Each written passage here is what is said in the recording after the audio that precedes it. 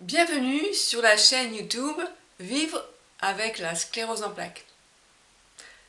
Je m'appelle Christelle Bourili, je tiens le blog lasep.com, la-sep.com et j'ai décidé aujourd'hui de lancer la chaîne YouTube spécialement pour vous, si vous êtes soit sépien ou sépienne, soit vous êtes un proche de quelqu'un qui a la sclérose en plaques, ou bien même à la limite, vous n'avez pas la sclérose en plaques, vous ne connaissez personne qui a la sclérose en plaques, qu'est-ce que vous faites là alors?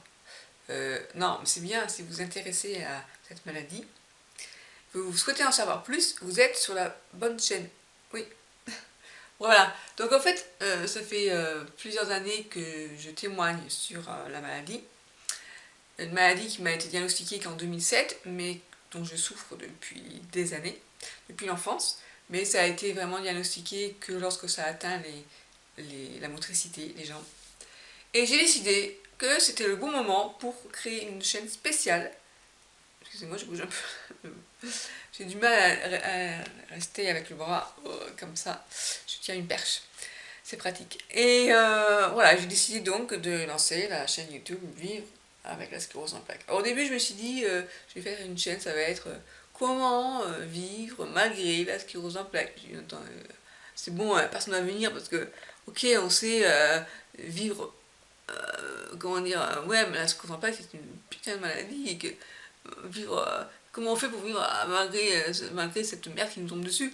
Mais non, c'est pas positif du tout parce que je veux dire, voilà, est-ce que j'ai l'air triste, hein? Non, bon, il y a des maladies bien plus graves que ça, et puis on n'est pas là pour comparer telle maladie. Moi j'ai ma mère qui est morte de la SLA, c'est une maladie vraiment atroce.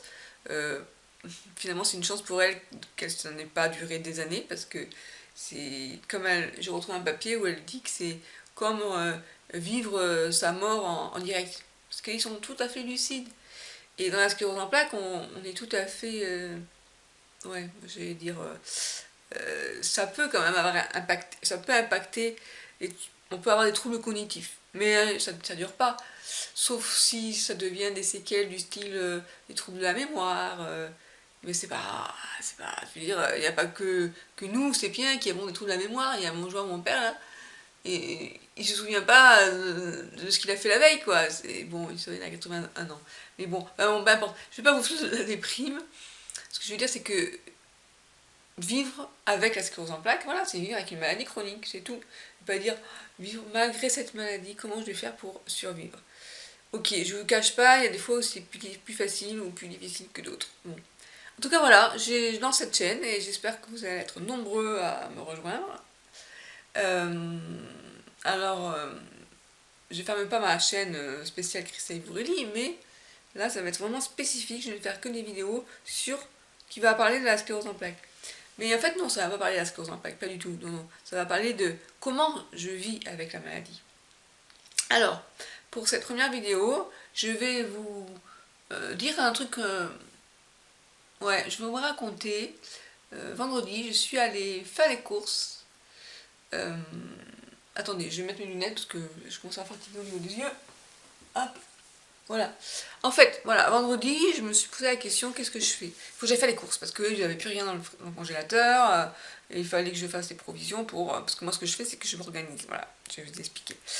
Je prends de la viande pour plusieurs jours, et ouais, non, je prends la viande qui me plaît, quoi. Et puis, je sais que j'ai un congélateur, que je vais pouvoir congeler. Donc, par exemple, je prends un rôti de bœuf. Il faut savoir que donc, je vis avec mon père depuis que la mère est morte. Et donc, je coupe des morceaux et puis je congèle. Et comme ça, je sais, j'en ai pour toute la semaine, voire même plus. Pour le pain, c'est pareil, je congèle. Et c'est bien pratique. Et donc là, je me suis dit, il faut que j'aille faire les courses. Parce que j'avais plus assez. Et, je vais attendre un peu de lumière. Et ce qui s'est passé, c'est que je me suis posé la question, qu'est-ce que je fais? J'ai l'assistante de vie avec mon papa, ou je dis, oh, j'ai besoin de vous pour aller faire les courses. Ah, puis j'avais pas envie, j'ai envie d'être indépendante. Je me suis dit, ouais, d'accord, mais Christelle, tu sais que une demi-heure et stop, quoi. C'est un peu comme la citrouille avec le conte Cendrillon. C'est-à-dire que tu peux marcher, mais tu peux rester debout une demi-heure, mais après, t'as plus de force.